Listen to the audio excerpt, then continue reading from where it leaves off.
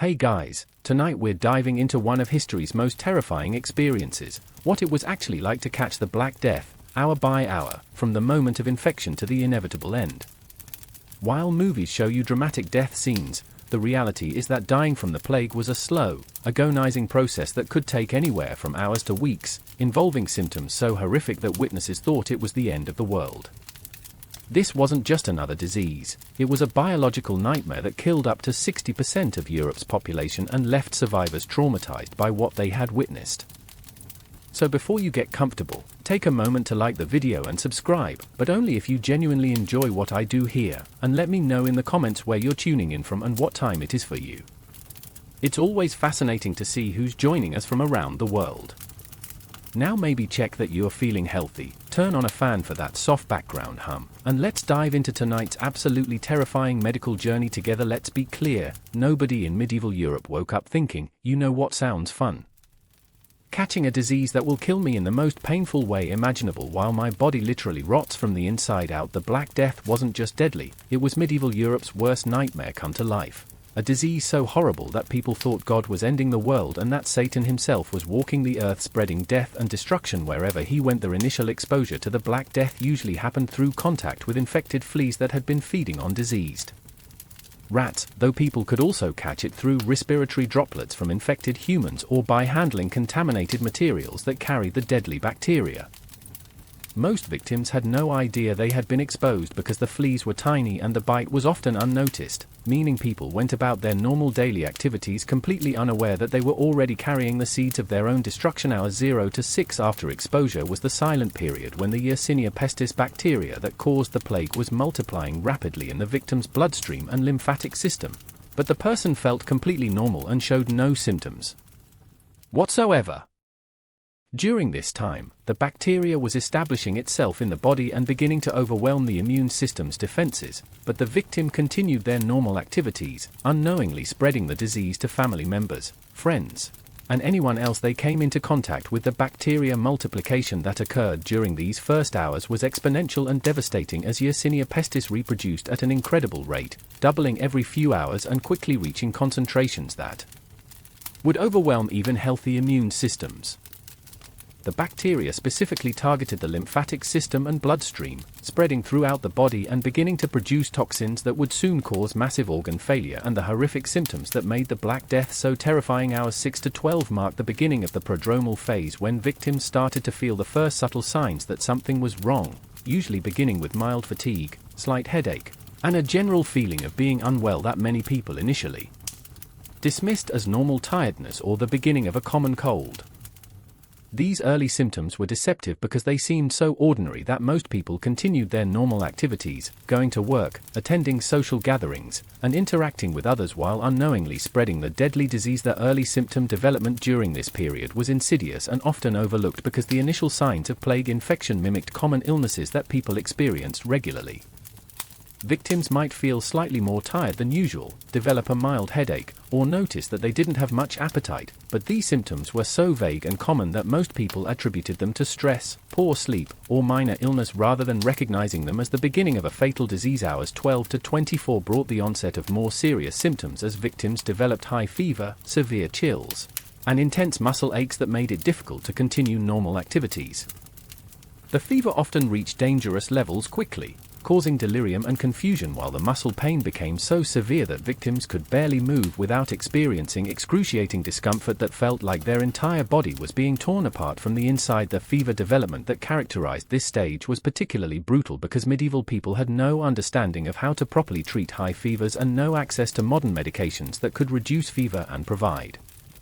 comfort. Victims often experienced hallucinations and delirium as their brain temperature rose to dangerous levels, causing them to see things that weren't there and say things that made no sense to their terrified family members who were watching their loved ones deteriorate rapidly. Hours 24 to 48 marked the development of the characteristic buboes that gave the bubonic plague its name, as the lymph nodes in the victim's groin, armpits, and neck began to swell dramatically, creating painful lumps the size of eggs or even larger that were excruciatingly sensitive to touch. These buboes were the body's desperate attempt to fight off the bacterial infection, but instead of helping, they became sites of incredible pain and eventual tissue death that added to the victim's suffering. The bubo formation process was horrifying to witness as the lymph nodes swelled rapidly over the course of hours, becoming visibly distorted lumps under the skin that were hot to the touch and caused agonizing pain whenever the victim moved or when anyone tried to examine them. The buboes often grew so large that they distorted the victim's appearance and made it impossible to lie down comfortably or move without experiencing shooting pains that felt like knives stabbing into their body. Hours 48 to 72 brought the development of additional symptoms including severe vomiting, diarrhea, and abdominal pain as the bacteria attacked the digestive system and caused massive inflammation throughout the body. Victims often couldn't keep food or water down, leading to rapid dehydration and malnutrition that weakened them further and made recovery even more unlikely than it already was. The digestive system attack that occurred during this period was particularly devastating because victims became unable to maintain proper nutrition or hydration just when their bodies most needed resources to fight the infection. The constant vomiting and diarrhea caused rapid weight loss and electrolyte imbalances that affected heart function and mental clarity, creating a downward spiral that made recovery nearly impossible even for previously healthy individuals. Hours 72 to 96 often marked the appearance of the dreaded plague spots or the tokens. That were dark patches of skin that appeared as blood vessels burst and skin tissue began to die from lack of circulation. These spots usually started small but could spread rapidly, creating large areas of blackened, dead skin that gave the disease its terrifying name and made victims look like they were rotting alive. The skin manifestation development during this stage was perhaps the most psychologically devastating aspect of the disease because victims could see their own bodies beginning to decay while they were still alive and conscious. The dark spots were painless but horrifying to look at, and their appearance often sent victims into despair as they realized that their condition was becoming hopeless and that death was approaching rapidly. Days 4 to 5 brought respiratory complications as the bacteria attacked the lungs and respiratory system, causing severe coughing, difficulty breathing, and the production of bloody sputum that made each breath a struggle.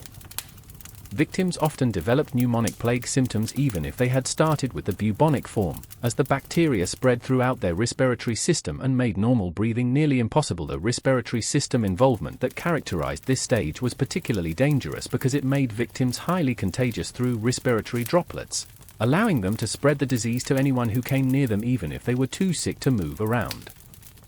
The bloody cough that developed was not only terrifying for victims but also spread bacteria-laden droplets throughout their immediate environment, infecting family members and caregivers who were trying to help them. Days 5 to 7 marked the final stages of the disease as victims often developed septicemic plague, where the bacteria completely overwhelmed the bloodstream and caused rapid organ failure, massive internal bleeding, and cardiovascular collapse that led to death within hours or days.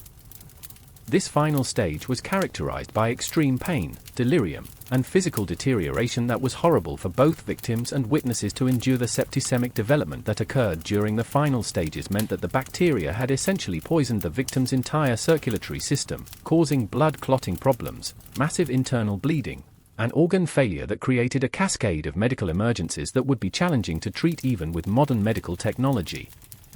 Medieval physicians had no understanding of bacteria or blood poisoning and could only watch helplessly as victims deteriorated rapidly despite their best efforts to provide care and comfort. The pain management challenges that plague victims faced were enormous because medieval medicine had very limited options for controlling severe pain, relying mainly on herbal remedies, alcohol, and opium preparations that were often ineffective against the intense suffering caused by buboes, muscle aches,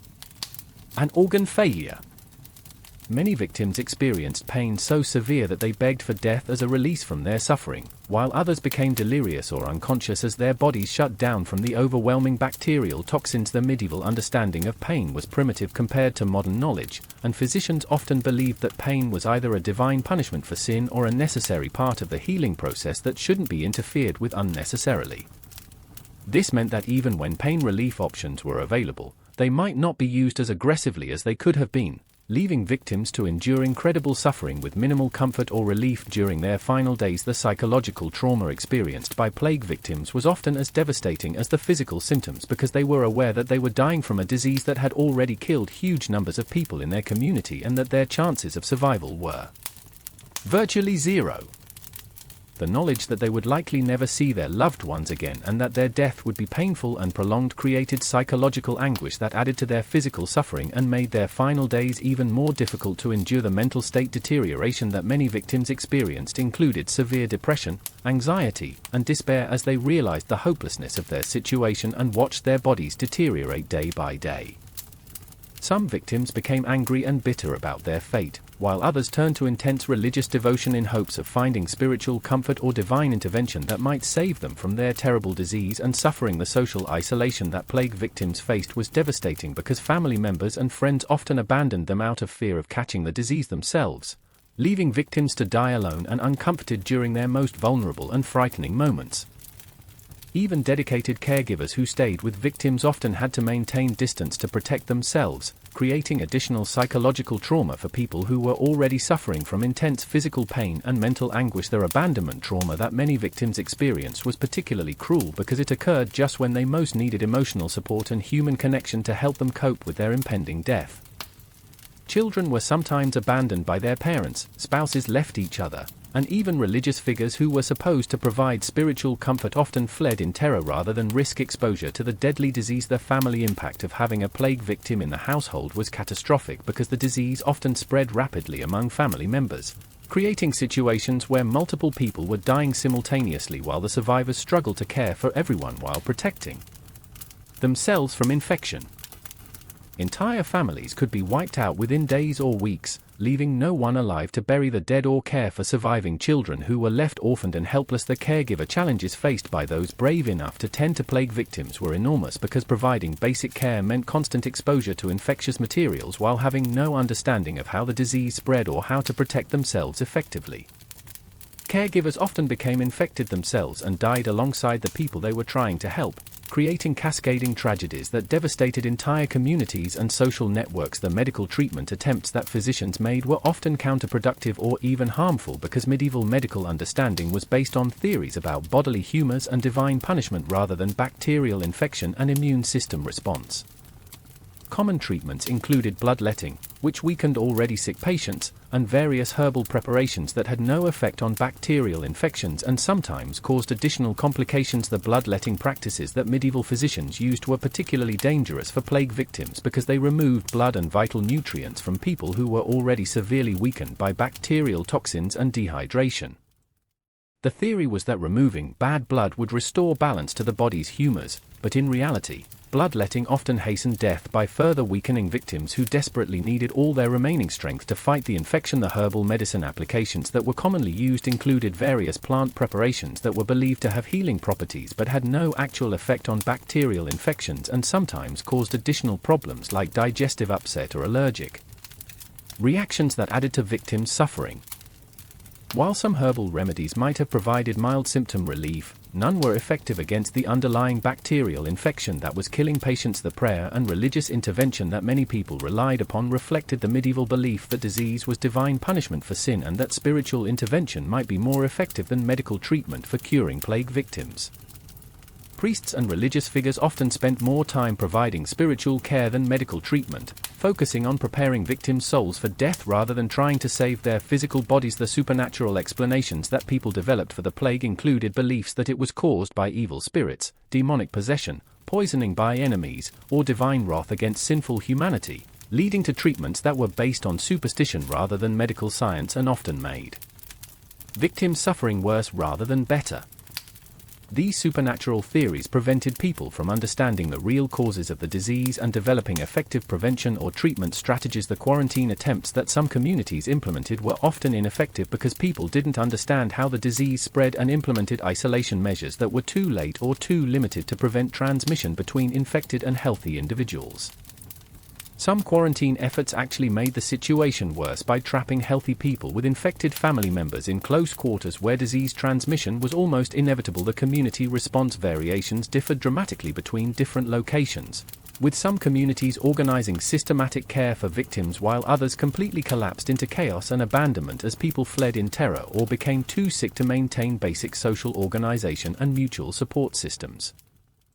the effectiveness of community responses often determined how many people survived and how quickly communities could recover after the plague passed. The economic disruption caused by the plague was enormous as workers died or became too sick to perform their jobs, causing shortages of food, essential services, and basic necessities that made survival even more difficult for both sick and healthy community members. The collapse of normal economic activity meant that even people who didn't catch the plague might still die from starvation or lack of essential services and supplies. The religious crisis that the plague created challenged medieval people's faith and understanding of divine justice as they struggled to comprehend why a loving God would allow such massive suffering and death to occur, leading some to become more intensely religious while others lost their faith entirely and turned to despair or hedonistic behavior as they faced the possibility of imminent death. The social order breakdown that occurred in many plague-affected areas included the collapse of normal authority structures, legal systems, and social conventions as communities struggled to cope with massive death tolls and the breakdown of normal social relationships and support systems. Some areas experienced complete social collapse while others managed to maintain some degree of organization and mutual support despite the enormous challenges they faced. The mortality rate calculations for the Black Death varied by location but often reached 50% to 60% of the population in affected areas, making it one of the most deadly pandemics in human history and creating demographic changes that affected European society for centuries afterward. The massive death toll meant that entire communities disappeared while others were left with only a handful of survivors who struggled to rebuild their lives and communities. The recovery timeline for communities that survived the plague often took decades or even generations as survivors dealt with trauma, rebuilt social and economic systems, and repopulated areas that had been devastated by the massive death toll. The psychological and social effects of the plague lasted long after the disease itself had passed, influencing European culture, religion, and social organization for centuries. The long-term consequences of plague infection for the few victims who survived included permanent health problems, psychological trauma, and social stigma that affected their ability to resume normal lives and relationships. Survivors often suffered from chronic health issues related to organ damage caused by the bacterial infection, while also dealing with survivor guilt and trauma from witnessing the deaths of family members and community members. The immunity development that occurred in some survivors provided protection against future plague outbreaks, but this immunity came at an enormous cost in terms of human suffering and death, and many survivors never fully recovered their health or emotional well-being, even though they had technically survived the disease. The immunity was also not always permanent, and some survivors became infected again during subsequent plague outbreaks. The historical documentation of plague experiences was often fragmentary because so many people died that there were few witnesses left to record what had happened, and many of those who did survive were too traumatized or illiterate to provide detailed accounts of their experiences. The records that do exist provide horrifying glimpses into the reality of living through one of history's worst medical disasters. The medical knowledge advancement that eventually resulted from plague outbreaks occurred very slowly because medieval medical understanding was not based on scientific observation and experimentation, meaning that it took centuries for physicians to develop better understanding of disease transmission and treatment methods that could have helped plague victims if they had been available during medieval outbreaks. The cultural impact of the plague experience influenced European art, literature, religion, and social attitudes for centuries as survivors and their descendants struggled to process and understand the massive trauma that the plague had inflicted on their society and civilization. The plague became a central theme in medieval and Renaissance culture, influencing everything from religious beliefs to artistic expression and social organization. The demographic recovery from plague outbreaks often took several generations as communities slowly rebuilt their populations through increased birth rates and immigration from areas that had been less affected by the disease. The recovery process was often complicated by subsequent plague outbreaks that prevented full demographic recovery and continued to cause periodic population declines and social disruption. The genetic legacy of plague survival may have influenced European population genetics as the disease selected for individuals with certain immune system characteristics that provided better resistance to bacterial infections, though this selection came at an enormous cost in terms of human suffering and death. The genetic effects of plague survival were subtle but may have had long-term consequences for European population health and disease resistance. The technological development that was influenced by plague experiences included improvements in sanitation, waste management, and urban planning as communities learned from bitter experience about the importance of public health measures for preventing disease outbreaks. However, these improvements often took centuries to implement and were not available to help victims during the initial plague outbreaks that devastated medieval Europe. The social welfare systems that developed in response to plague experiences included new approaches to caring for orphans, widows, and other vulnerable populations who had been left without family support after plague outbreaks decimated communities and traditional support networks. These welfare systems were often inadequate but represented early attempts to address the social consequences of massive disease outbreaks. The legal and administrative changes that resulted from plague experiences included new laws about property inheritance, public health measures, and emergency response procedures that were designed to help communities better cope with future disease outbreaks and social disasters. These legal changes often took decades or centuries to develop and implement effectively. The international awareness of plague dangers led to early attempts at international cooperation and information sharing about disease outbreaks, though these efforts were limited by medieval communication and transportation technologies that made rapid response to disease outbreaks extremely difficult. The international dimension of plague control became increasingly important as trade and travel patterns spread diseases across large geographic areas. The urban planning modifications that some cities implemented after plague outbreaks included changes in housing density, waste management systems, and water supply infrastructure that were designed to reduce the risk of future disease outbreaks, though these modifications were often limited by available technology and financial resources. Urban planning improvements were gradual and often incomplete but represented important steps toward better public health infrastructure. So when we examine the complete horror of catching the Black Death from the first moment of infection to the inevitable end, we see that it was perhaps the most terrifying medical experience in human history, combining intense physical suffering with psychological trauma, social isolation, and the knowledge that death was almost certain and would be slow and agonizing. The hour-by-hour progression of plague symptoms created a nightmare scenario where victims watched their own bodies deteriorate while experiencing pain that was beyond anything that modern people can easily imagine, all while knowing that their loved ones were likely to suffer the same fate and that their community was being destroyed around them. The Black Death wasn't just a disease, it was a complete breakdown of everything that made life worth living, turning medieval Europe into a hellscape where normal social relationships, medical care, and basic human dignity became impossible to maintain as communities struggled desperately to survive an epidemic that seemed to represent the end of the world itself. The detailed hourly progression of plague symptoms revealed the sophisticated and methodical way that Yersinia pestis destroyed human bodies, with each stage of the disease designed by evolutionary pressure to maximize bacterial reproduction and transmission while causing maximum suffering to the host organism. The bacteria had evolved over centuries to be perfectly adapted to human physiology, attacking precisely those body systems that would cause the most pain while keeping victims alive long enough to spread the infection to as many other people as possible before finally succumbing to the disease. Hour 96 to 120 often marked the development of neurological complications as the bacterial toxins crossed the blood-brain barrier and began affecting brain function, causing seizures, severe confusion, and personality changes that were terrifying for family members who watched their loved ones become unrecognizable as the disease attacked their minds as well as their bodies.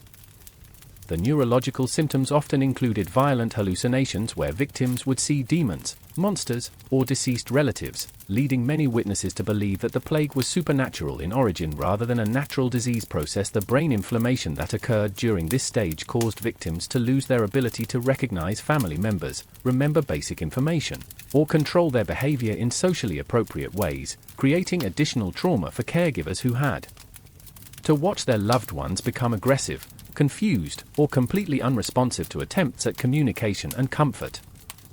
The neurological deterioration was often more devastating for families than the physical symptoms because it meant losing the person they loved even before their body finally died. Hour 120 to 144 brought the development of cardiovascular complications as the bacterial toxins damaged heart muscle and blood vessels, causing irregular heartbeats, dangerous blood pressure fluctuations, and circulatory problems that reduced blood flow to vital organs and accelerated the overall deterioration process.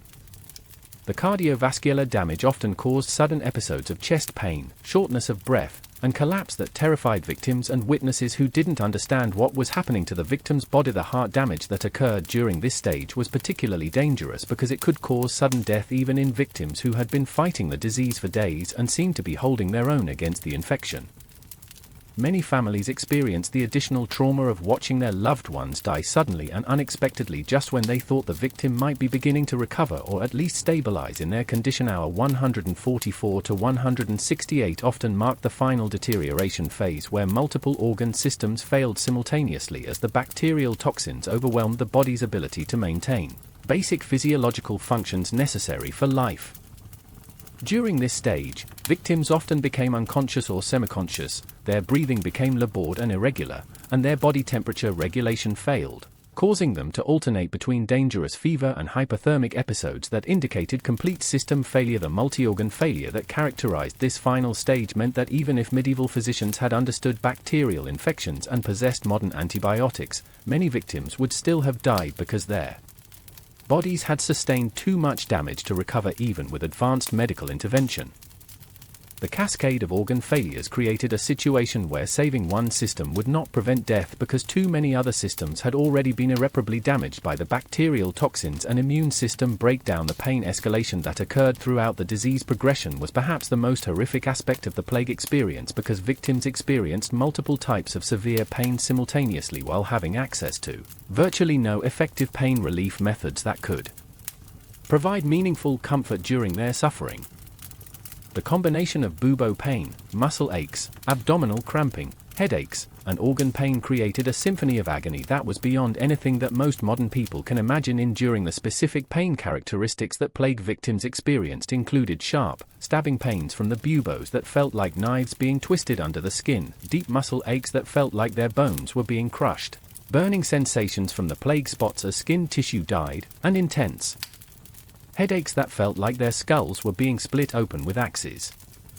The pain was often described by survivors as being worse than anything they had experienced during childbirth, warfare injuries, or other traumatic experiences. The sleep deprivation that plague victims endured was almost universal because the pain was too severe to allow restful sleep, while fever and delirium created nightmarish experiences that made sleep either impossible or filled with terrifying dreams and hallucinations that provided no rest or recovery for the suffering victim. The lack of sleep accelerated mental deterioration and made pain management even more difficult while reducing the body's ability to fight the infection. The insomnia complications that resulted from pain and fever created additional suffering as victims became exhausted but unable to rest, leading to increased confusion, emotional instability, and reduced pain tolerance that made their overall experience even more unbearable. The sleep deprivation also affected family members and caregivers who stayed awake trying to comfort victims, creating household-wide exhaustion and stress that reduced everyone's ability to cope with the crisis. The appetite loss and malnutrition that plague victims experienced was complete and devastating as the disease attacked the digestive system and made eating impossible while the body desperately needed nutrition to fight the infection. Victims often couldn't keep down even small amounts of water, leading to rapid dehydration and starvation that weakened them further and accelerated their decline toward death. The dehydration consequences that resulted from vomiting, diarrhea, and inability to drink fluids caused additional complications including kidney failure, electrolyte imbalances, and circulatory problems that added to the victim's suffering while making recovery even more impossible than it already was. The dehydration often caused victims to develop sunken eyes, dry mouth, and skin that remained tented when pinched, giving them a gaunt, skeletal appearance even before death. The breathing difficulties that many victims experienced included shortness of breath, wheezing, and the feeling of drowning as fluid accumulated in their lungs and the respiratory system became infected with bacteria. The struggle to breathe created additional panic and anxiety for victims who felt like they were suffocating while also dealing with all the other symptoms of the disease attacking their bodies simultaneously. The respiratory distress that characterized advanced plague often made victims feel like they were drowning in their own body fluids as the infection caused inflammation and fluid accumulation in the lungs that interfered with normal oxygen exchange. The sensation of not being able to get enough air created additional terror for victims who were already suffering from multiple other forms of pain and discomfort that made every moment a struggle for survival. The social stigma that plague victims faced was enormous because community members often blamed them for bringing the disease into their area or viewed them as divine punishment for sin, leading to additional emotional trauma during what was already the most difficult experience of their lives. Even after death, Plague victims were often denied normal burial rites and were instead thrown into mass graves or burned in an attempt to prevent further spread of the disease. The religious discrimination that some plague victims experienced included being denied last rites or spiritual comfort by priests who were too afraid to approach them or who believed that the plague was divine punishment that shouldn't be interfered with through religious intervention. This spiritual abandonment was particularly traumatic for medieval people whose religious faith was central to their identity and their hope for life after death. The family dynamics that developed around plague victims were often complex and traumatic as family members struggled with conflicting desires to provide care and comfort while also protecting themselves and other family members from infection. These impossible choices often created guilt, resentment, and lasting psychological trauma for survivors who felt they had either abandoned loved ones or exposed themselves and others to unnecessary risk. The caregiver burnout that affected family members and other caregivers was severe and often led to emotional breakdown, physical exhaustion, and sometimes abandonment of victims as caregivers reached the limits of their ability to cope with the constant stress, exposure to infection, and emotional trauma of watching loved ones suffer and die in such horrible ways.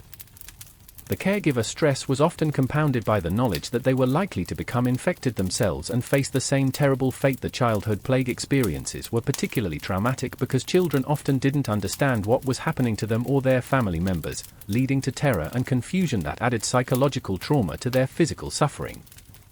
Children who survived plague infections often carried psychological scars for the rest of their lives, including fears of illness, abandonment, anxiety, and difficulty forming close relationships due to their early experiences with loss and trauma. The orphan creation that resulted from plague outbreaks was massive as entire families died within days or weeks of each other, leaving surviving children with no relatives or support systems to care for them during the crisis and aftermath of the epidemic.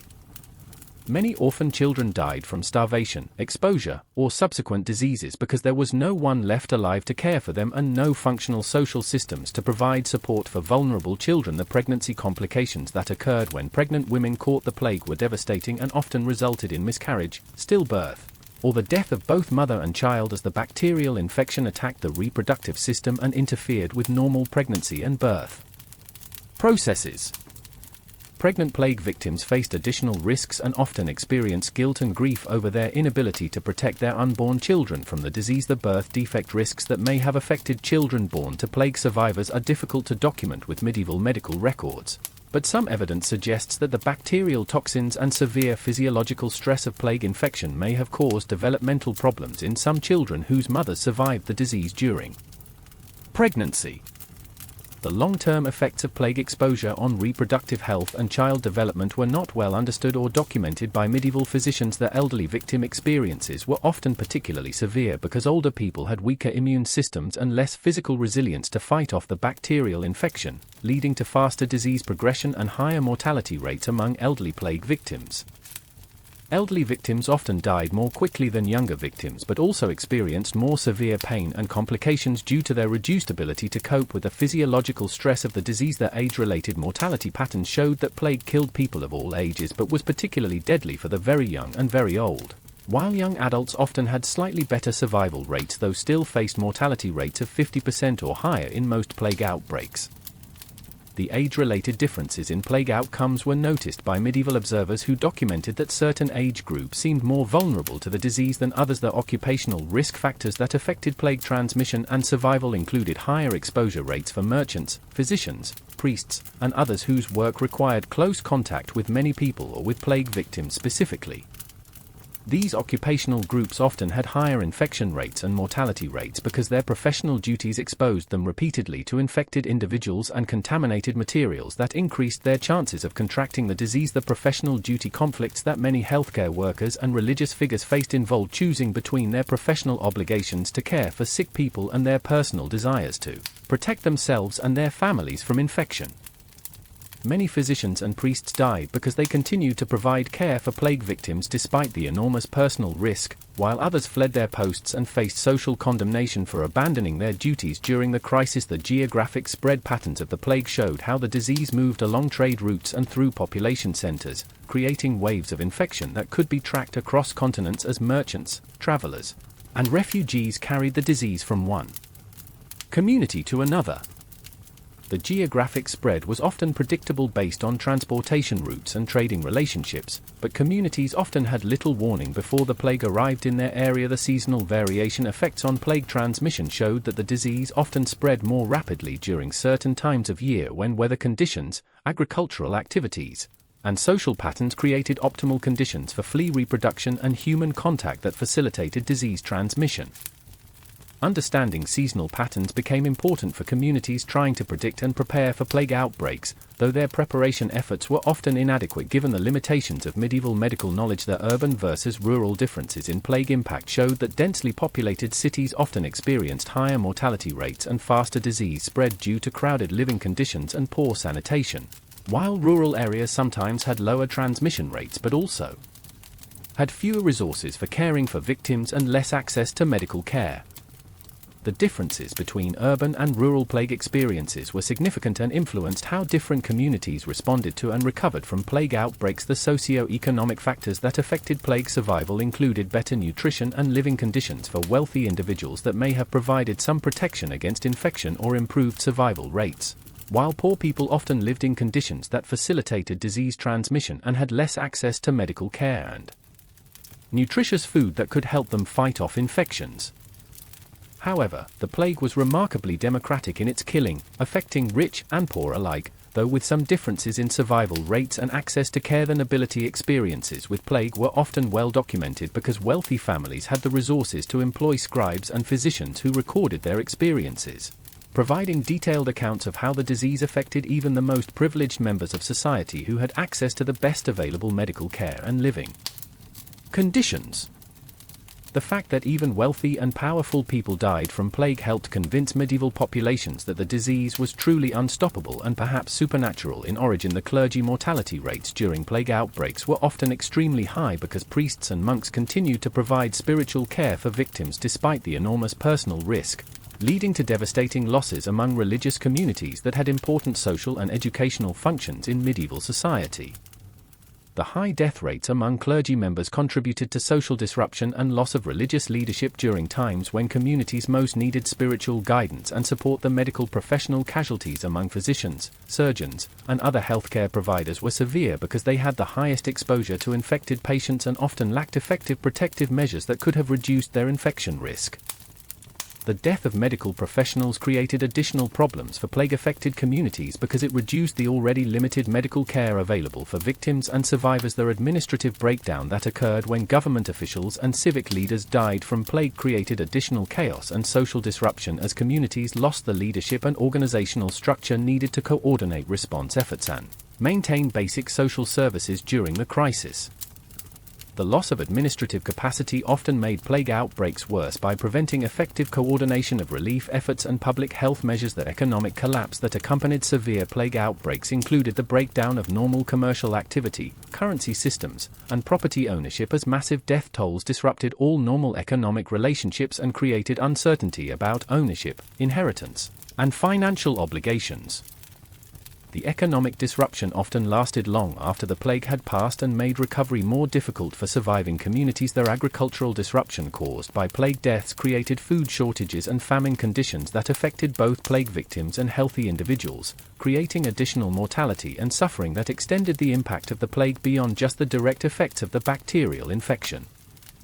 The loss of agricultural workers during critical planting and harvest seasons could create food shortages that lasted for years and affected entire regions. The craft and trade disruption that resulted from plague deaths created shortages of essential goods and services as skilled craftsmen, merchants, and other workers died or fled plague-affected areas, leaving communities without access to basic necessities and specialized products that were essential for normal life.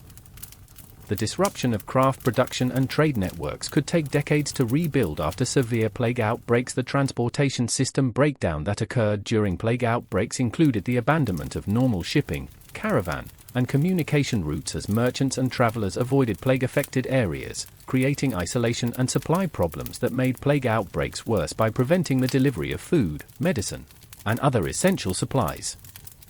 The breakdown of transportation also prevented communities from sharing information about effective treatments or warning each other about approaching plague outbreaks. The currency and banking disruption that accompanied severe plague outbreaks created additional economic problems as normal financial systems broke down due to the death of bankers, merchants, and other financial professionals who managed medieval economic relationships. The breakdown of financial systems could make trade and commerce impossible even in areas that weren't directly affected by plague but depended on economic relationships with plague-affected regions. So when we consider every aspect of the Black Death experience from the cellular level of bacterial infection to the continental level of social and economic disruption, we must recognize that it represented one of the most comprehensive disasters in human history, affecting not just individual health, but every aspect of human civilization, including family relationships, religious institutions, economic systems, political structures, and cultural development in ways that influenced European society for centuries and changed the course of world history through its devastating impact on population, social organization, and collective human memory of what suffering and mortality could mean for entire civilizations. The anatomical destruction that occurred during plague infection was systematic and comprehensive, as Yersinia pestis attacked virtually every organ system in the human body through multiple pathways, including direct bacterial invasion, toxic shock from bacterial byproducts, and immune system overreaction that caused as much damage as the bacteria themselves. The bacterial infection process was so thorough that even victims who survived often suffered permanent organ damage that affected their health for the rest of their lives and reduced their life expectancy significantly compared to people who had never been infected. The lymphatic system devastation that characterized bubonic plague involved the complete breakdown of the body's primary infection-fighting network as bacteria overwhelmed lymph nodes and caused them to swell to enormous sizes while becoming ineffective at filtering pathogens from the bloodstream. The lymphatic failure meant that the body lost its primary defense mechanism against infection just when it most needed those defenses to fight off the bacterial invasion that was spreading throughout the circulatory system. The immune system collapse that occurred during plague infection involved multiple types of immune dysfunction, including the overproduction of inflammatory chemicals that damaged healthy tissue, the exhaustion of white blood cells that became overwhelmed by the massive bacterial load, and the failure of antibody production systems that couldn't keep pace with the rapidly reproducing bacteria. The immune system breakdown often caused more tissue damage than the bacteria themselves, as the body's defense mechanisms went into overdrive and began attacking healthy cells along with infected ones. The circulatory system breakdown that plague caused involved damage to blood vessels throughout the body, as bacterial toxins caused widespread inflammation and clotting problems that reduced blood flow to vital organs and caused the characteristic dark spots that appeared on victims' skin. The circulatory damage often led to tissue death in extremities and organs as blood flow became insufficient to maintain normal cellular function and waste removal processes. The respiratory system destruction that occurred in pneumonic plague cases involved massive inflammation of lung tissue that filled air sacs with fluid and inflammatory cells, making gas exchange impossible and causing victims to essentially drown in their own body fluids while still breathing. The respiratory failure was often the immediate cause of death in pneumonic plague cases, as victims suffocated despite having functioning hearts and other organs that could theoretically have supported life. The digestive system annihilation that plague caused involved inflammation and bacterial invasion of the stomach and intestines that made digestion impossible while causing severe pain, bleeding, and loss of normal gut bacteria that were essential for immune function and nutrient absorption. The digestive damage often prevented victims from absorbing nutrients and medications that might have helped them fight the infection, creating a vicious cycle where treatment became impossible just when it was most needed. The nervous system deterioration that occurred in advanced plague cases involved bacterial toxins crossing the blood-brain barrier and causing inflammation of brain tissue that led to seizures, delirium, and loss of basic neurological functions that controlled breathing, heart rate, and consciousness. The neurological damage often meant that even if other organs could be saved, victims might still die from brain dysfunction or survive with permanent cognitive and motor impairments. The endocrine system disruption that plague caused involved damage to hormone-producing glands that regulated metabolism, stress response, and other vital functions, leading to additional complications that made recovery more difficult and caused long-term health problems for survivors who had to deal with hormonal imbalances and metabolic dysfunction. The endocrine damage often wasn't immediately obvious but caused chronic health problems that affected survivors' quality of life for years after their initial infection. The cellular level destruction that bacteria caused involved direct invasion of individual cells where bacteria reproduced rapidly while consuming cellular resources and producing toxins that killed the host cells from within. The cellular damage was so extensive that even with modern antibiotics, many plague victims would still die from organ failure caused by massive cell death throughout their bodies. The molecular damage mechanisms that plague bacteria employed included the production of specific toxins that interfered with normal cellular metabolism, the release of enzymes that broke down cell walls and connective tissue, and the triggering of inflammatory cascades that caused widespread tissue damage throughout the infected organism. The molecular level attack was sophisticated and targeted multiple cellular processes simultaneously to maximize bacterial reproduction while overwhelming the host's defense mechanisms. The genetic impact of plague infection may have included damage to cellular DNA caused by bacterial toxins and inflammatory chemicals that could have led to cancer and other genetic disorders in survivors, though medieval medical knowledge was insufficient to recognize or document these types of long-term consequences. The genetic damage could have affected not only survivors but potentially their children and grandchildren through epigenetic changes that influenced gene expression and health outcomes. The metabolic breakdown that occurred during plague infection involved the complete disruption of normal energy production and waste removal processes as bacteria consumed nutrients needed for cellular function while producing toxic waste products that interfered with normal metabolism. The metabolic failure often caused victims to waste away rapidly even when they were consuming adequate calories because their bodies couldn't process nutrients effectively or maintain normal energy production systems. The protein synthesis disruption that plague caused involved interference with the cellular machinery that produced essential proteins for immune function, tissue repair, and normal cellular maintenance, leading to widespread cellular dysfunction that affected every organ system simultaneously. The protein synthesis problems meant that even if bacteria could be eliminated, victims' bodies often couldn't repair the damage that had been done during the acute infection phase. The enzyme system failures that occurred during plague infection involved the disruption of hundreds of different enzyme systems that were essential for normal cellular function, leading to the accumulation of toxic metabolic byproducts and the failure of essential biochemical processes that maintained life. The enzyme disruption was so extensive that it affected virtually every aspect of cellular metabolism and made normal physiological function impossible even in organs that weren't directly infected with bacteria. The oxygen utilization problems that plague caused involved interference with the cellular processes that used oxygen to produce energy, leading to cellular suffocation even when adequate oxygen was available in the bloodstream. The oxygen utilization failure meant that victims could die from cellular asphyxiation even if their lungs and heart were still functioning adequately to deliver oxygen to their tissues. The waste removal system breakdown that occurred during plague infection involved the failure of cellular and organ-level systems that normally remove toxic waste products from the body, leading to the accumulation of poisonous substances that caused additional organ damage and accelerated the dying process. The waste removal failure meant that victims were essentially being poisoned by their own metabolic byproducts even as they struggled to fight off the bacterial infection. The temperature regulation failure that plague caused involved damage to the hypothalamic control centers in the brain that normally maintain stable body temperature, leading to dangerous fever spikes followed by hypothermic episodes that indicated complete loss of normal physiological control. The temperature regulation problems often caused additional brain damage and made it impossible for victims to maintain the stable internal environment that was necessary for cellular function and survival. The fluid balance disruption that plague infection caused involved widespread damage to the systems that normally regulated water and electrolyte distribution throughout the body, leading to dangerous dehydration in some tissues while other areas became swollen with excess fluid that interfered with normal organ function.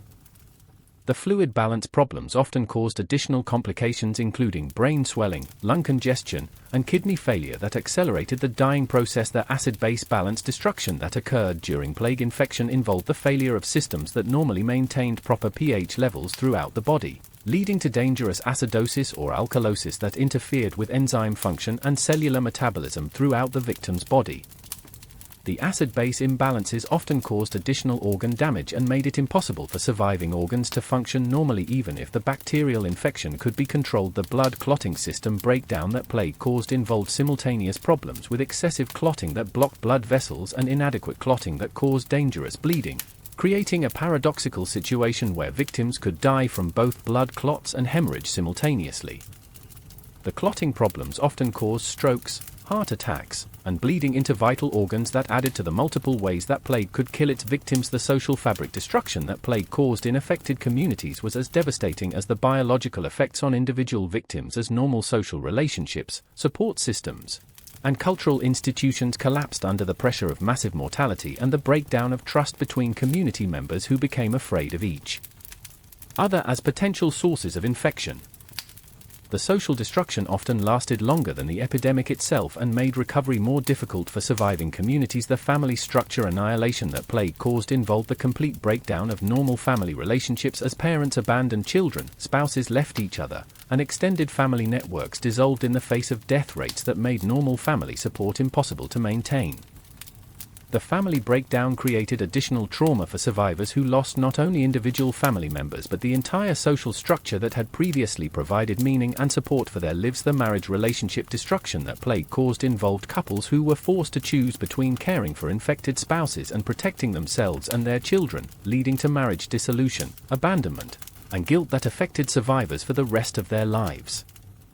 Many marriages couldn't survive the stress of plague outbreaks even when both spouses survived the infection, as trust and emotional bonds were broken by the impossible choices that plague forced people to make. The parent-child bond breakdown that occurred during plague outbreaks involved parents who abandoned infected children to save themselves and surviving children, or children who fled from infected parents, creating trauma and guilt that affected survivors' ability to form healthy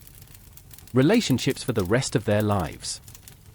The breakdown of parent-child relationships was particularly devastating because it violated the most fundamental social bonds and created psychological damage that was often irreparable. The community leadership collapse that plague caused involved the death or flight of political leaders, religious authorities, medical professionals, and other community leaders who were essential for maintaining social organization and coordinating response efforts during the crisis.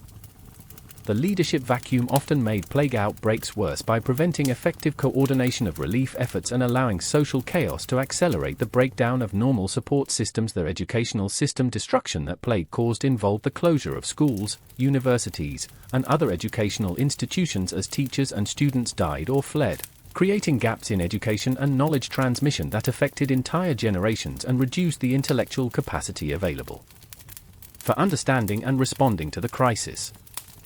The educational disruption often lasted for years or decades after plague outbreaks and contributed to long-term social and intellectual decline in affected regions. The legal system breakdown that occurred during plague outbreaks involved the collapse of normal court systems, law enforcement, and property rights as legal professionals died and communities became too chaotic to maintain normal legal processes. The legal system failure often led to increased crime, property disputes, and social conflict that made recovery more difficult and created additional sources of trauma and instability for survivors. The religious institution collapse that plague caused involved the death of clergy members, the closure of churches and monasteries, and the breakdown of religious services and spiritual support that were central to medieval life and provided meaning and comfort for people facing mortality and suffering. The religious disruption often created spiritual crises that affected survivors' ability to find meaning and hope during and after plague outbreaks. The cultural tradition disruption that plague caused involved the loss of cultural knowledge, artistic traditions, and social customs as the people who maintained and transmitted cultural information died or were too traumatized to continue normal cultural activities.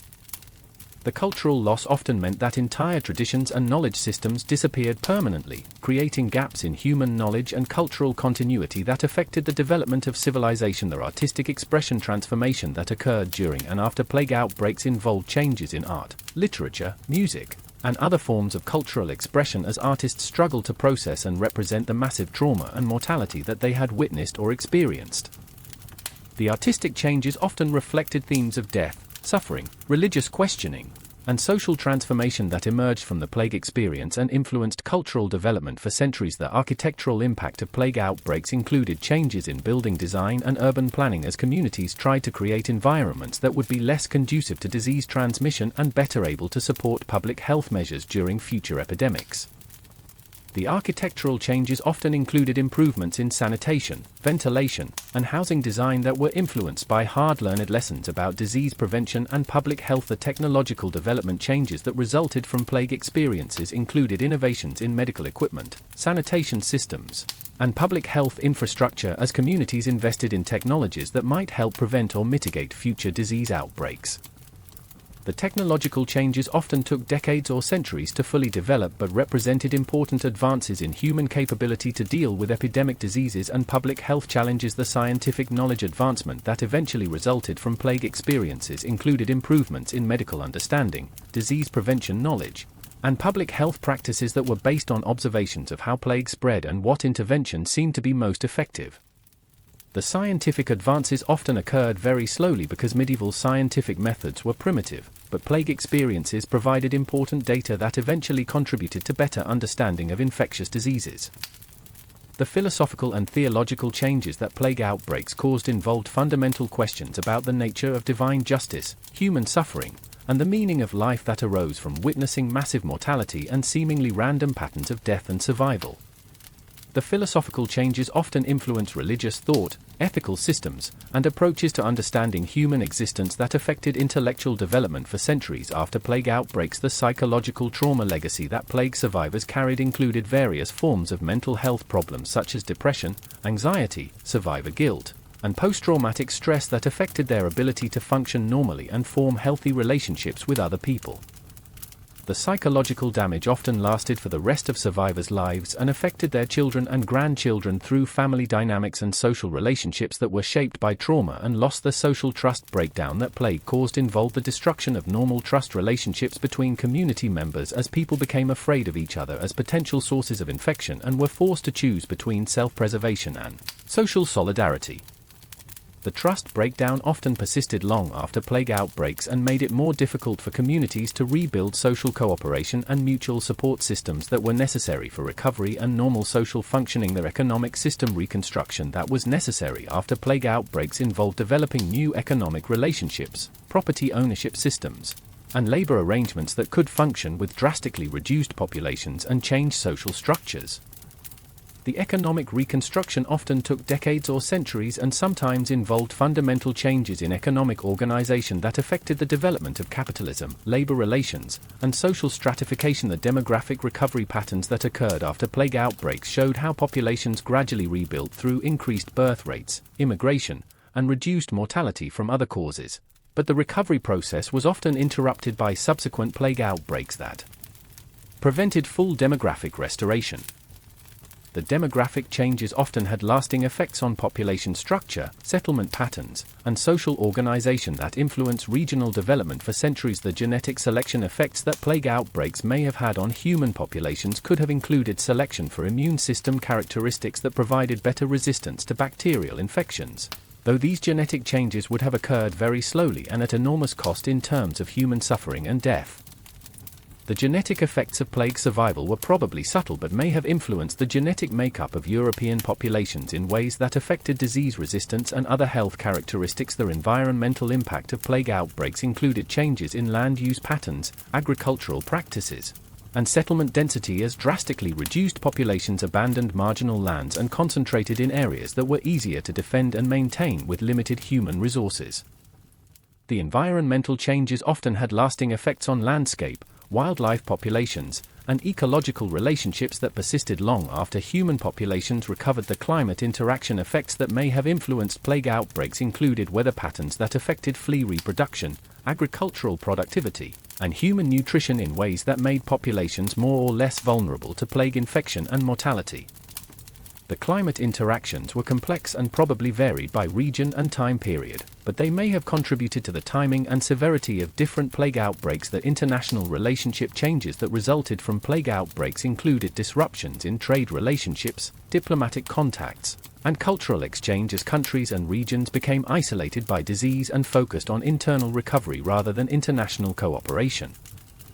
The international disruption often lasted for years or decades and affected the development of global trade, cultural exchange, and political relationships between different regions and civilizations. The migration pattern changes that plague outbreaks caused included large-scale population movements as people fled affected areas and sought refuge in regions that seemed safer or offered better economic opportunities for rebuilding their lives.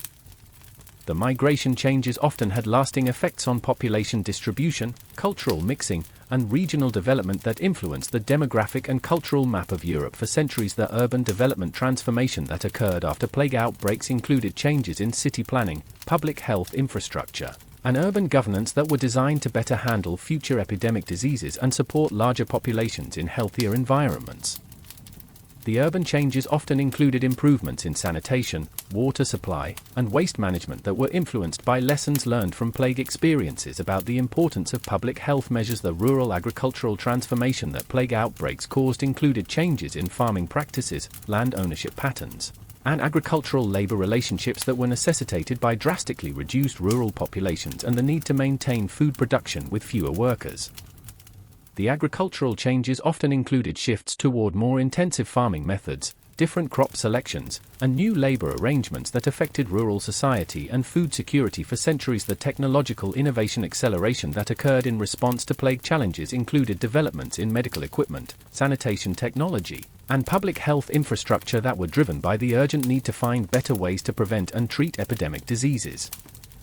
The technological innovations often had applications beyond disease prevention and contributed to broader technological advancement that benefited society in multiple ways. The medical profession transformation that plague experiences caused included changes in medical education, treatment approaches, and professional organization that were influenced by the massive failure of medieval medicine to deal effectively with plague outbreaks. The medical changes often included greater emphasis on observation, experimentation, and practical experience rather than relying solely on ancient medical texts and theoretical knowledge. The public health concept development that emerged from plague experiences included early recognition of the importance of community-wide disease prevention measures, sanitation systems, and public health infrastructure that could protect entire populations rather than just individual patients.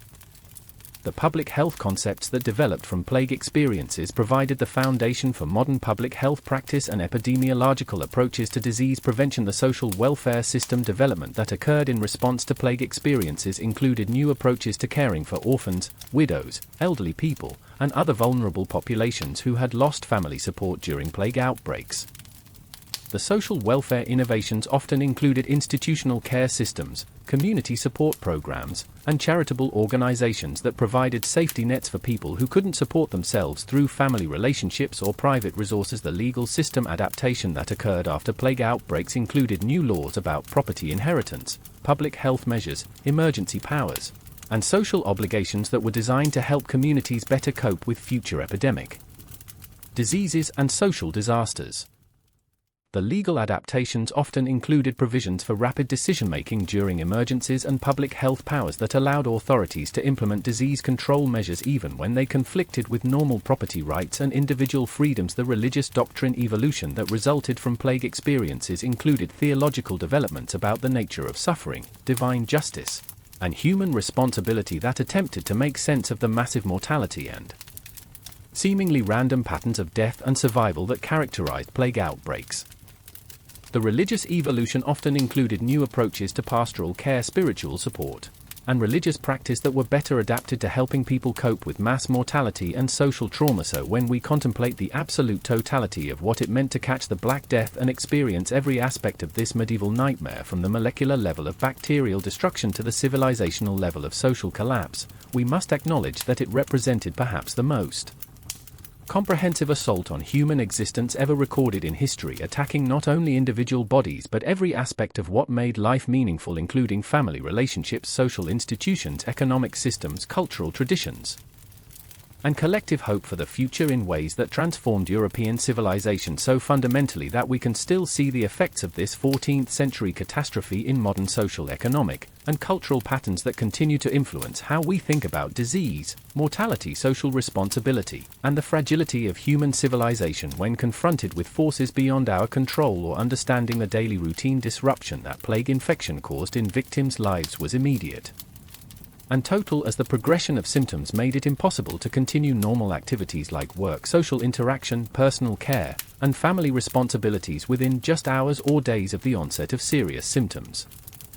The routine breakdown often began subtly with victims feeling too tired to complete normal tasks, but quickly progressed to complete incapacitation that left them dependent on others for the most basic needs, including eating, drinking, and personal hygiene. The work capacity elimination that plague caused was devastating for both individual victims and their communities, because medieval society depended on everyone contributing their labor to essential activities like farming, crafting, and trade. And the sudden loss of workers created immediate problems with food production, essential services, and economic stability. The work disruption often began before victims realized they were seriously ill, as the early stages of infection caused fatigue and confusion that reduced productivity and quality of work even when victims were still trying to fulfill their normal responsibilities. The personal hygiene breakdown that occurred as plague victims became too sick to care for themselves created additional health problems and social isolation as victims became unwashed, smelly, and visually repulsive to family members and caregivers who were already struggling with fear of infection and the emotional trauma of watching loved ones deteriorate. The hygiene problems often made victims feel ashamed and dehumanized even as they were fighting for their lives, adding psychological suffering to their already overwhelming physical pain. The communication difficulties that plague victims experienced included problems with speech, memory, and cognitive function that made it difficult for them to express their needs, communicate with family members, or participate in important decisions about their care and affairs. The communication breakdown often frustrated and frightened both victims and their families, creating additional stress and misunderstanding during an already traumatic time when clear communication was essential for providing appropriate care and emotional support. The sleep pattern destruction that plague infection caused included not only insomnia from pain and fever but also disrupted sleep-wake cycles that left victims confused about time, day, and their surroundings, contributing to delirium and disorientation that made their condition seem even more frightening and hopeless to family members who were watching their loved ones lose touch with reality. The sleep disruption also affected family members and caregivers who stayed awake to monitor victims, creating household-wide exhaustion that reduced everyone's ability to cope with the crisis effectively. The appetite and eating disruption that characterized plague infection was complete and devastating as victims lost all interest in food and became unable to tolerate eating or drinking anything, leading to rapid weight loss and dehydration that accelerated their decline toward death while making it impossible for caregivers to provide the nutrition that might have helped them fight the infection. The eating problems often began before other symptoms became severe, as victims noticed that food tasted wrong or made them feel nauseated even when they weren't yet obviously sick. The mobility reduction that plague caused progressed rapidly from slight weakness and fatigue to complete inability to walk, stand, or even sit up without assistance, leaving victims bedridden and dependent on others for all movement and positioning that affected their comfort and ability to participate in their own care. The mobility loss often happened so quickly that victims and families were unprepared for the sudden transition from independence to complete dependency that created additional stress and practical challenges for everyone involved. The sensory changes that plague victims experienced included alterations in vision, hearing, taste, and smell that made their environment seem strange and frightening while also interfering with their ability to recognize family members, enjoy food and drink, or understand what was happening around them. The sensory changes often made victims feel disconnected from their surroundings and loved ones, adding to their fear and confusion during an already terrifying experience of physical deterioration and approaching death. The emotional regulation breakdown that occurred during plague infection included mood swings, uncontrollable crying or anger, and complete emotional numbness that made it difficult for victims to maintain normal relationships with family members or express their needs and feelings appropriately. The emotional disruption often made victims seem like different people to their families, creating additional grief and trauma as loved ones felt they were losing the person they knew even before the physical death occurred. The cognitive function deterioration that plague caused included problems with memory, reasoning, and decision-making that made it difficult for victims to understand their condition, make important decisions about their care, or maintain their sense of personal identity and autonomy during their illness. The cognitive problems often progressed rapidly and were particularly traumatic for victims who remained conscious enough to realize that they were losing their mental capabilities along with their physical health. The spiritual crisis development that many plague victims experienced involved questioning their religious faith, fearing divine punishment, or losing hope for salvation as they faced the apparent randomness of death and suffering that the plague brought to their communities. The spiritual crisis often created additional anguish for victims who had previously found comfort and meaning in their religious beliefs but now felt abandoned by God or confused about the purpose of their suffering. The temporal disorientation that plague victims experienced included losing track of time, day, and season as fever and delirium disrupted their normal sense of temporal sequence and duration, making them feel disconnected from the normal flow of life and unable to understand how long they had been sick or how much time might remain. The temporal confusion often made victims feel trapped in an eternal present of suffering without hope for improvement or resolution. The social identity dissolution that occurred as plague victims became unable to fulfill their normal social roles as parents, spouses, workers, or community members created additional psychological trauma as they lost their sense of purpose and social connection that had previously given meaning to their lives. The identity loss often happened gradually but was devastating for victims who had previously defined themselves through their relationships and contributions to family and community life. The autonomy loss that characterized advanced plague infection was complete and humiliating as victims became unable to control their bodily functions, make decisions about their care, or maintain any sense of independence or dignity in their daily existence. The autonomy loss was particularly difficult for victims who had previously been strong, capable, and independent individuals who were unaccustomed to being helpless and dependent on others for their most basic needs. The privacy elimination that plague victims experienced as they became unable to care for themselves meant that intimate bodily functions and personal needs had to be managed by family members or caregivers, creating embarrassment and loss of dignity that added to their psychological suffering during an already traumatic time. The privacy loss often made victims feel exposed and vulnerable in ways that went beyond their physical illness and created additional emotional distress. The decision-making capacity loss that occurred as plague victims became confused and delirious meant that important decisions about their care, property, and final arrangements had to be made by others, creating potential conflicts and regrets about whether victims' wishes were being respected and honored appropriately. The decision-making loss often happened at precisely the time when crucial decisions needed to be made, creating additional stress for families who were already struggling with grief and fear. The future planning impossibility that plague created for victims and their families involved the complete disruption of normal life planning and goal setting as the disease made it impossible to think beyond immediate survival and symptom management. The future planning breakdown often created additional anxiety and despair as victims and families realized that all their previous plans and hopes had become meaningless in the face of the plague's devastating effects on their lives and community. The legacy concern development that many plague victims experienced involved worrying about how they would be remembered, whether their life had meaning, and what would happen to their family and possessions after their death, creating additional psychological burden during a time when they needed to focus on fighting for survival. The legacy concerns often became obsessive and distressing for victims who felt they hadn't accomplished what they wanted in life or who worried about leaving their loved ones unprepared for survival without them. The unfinished business anxiety that plague victims felt about important tasks, relationships, and responsibilities that they would never be able to complete created additional emotional suffering as they realized that their sudden illness had prevented them from resolving conflicts, expressing important feelings, or completing important work that had given their lives meaning and purpose. The unfinished business concerns often created regret and frustration that added to victims' psychological suffering during their final days. The witness trauma that family members and caregivers experienced while watching plague victims deteriorate was severe and long-lasting as they were forced to observe suffering that was beyond anything they had previously imagined possible while being unable to provide effective help or comfort. The witness trauma often included feelings of helplessness, guilt, and horror that affected caregivers' mental health for the rest of their lives and influenced their ability to form close relationships or trust in the stability of normal life. The caregiver guilt that family members experienced included regret about not being able to do more to help victims, anger about their own survival while loved ones died, and shame about feeling relief when victims finally died and ended their suffering.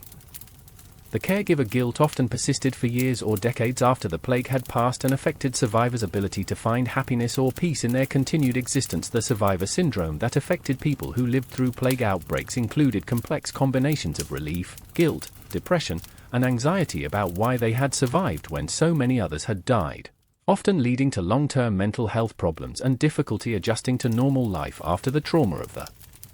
epidemic. The survivor syndrome often included persistent fears about future disease outbreaks and difficulty trusting in the stability or safety of normal social relationships and daily activities. The community trauma bonding that occurred among plague survivors sometimes created intense relationships and mutual support systems among people who had shared the experience of massive loss and social disruption, though these trauma bonds were often complicated by grief, guilt, and the practical challenges of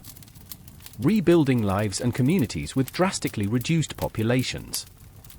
The trauma bonding could be both helpful and problematic for survivors who needed social support but also struggled with painful memories and associations that made it difficult to form healthy relationships. The memorial and mourning disruption that plague caused involved the breakdown of normal funeral and grieving practices as communities became overwhelmed by massive death tolls and could no longer provide appropriate burial rites or mourning support for all the victims who died during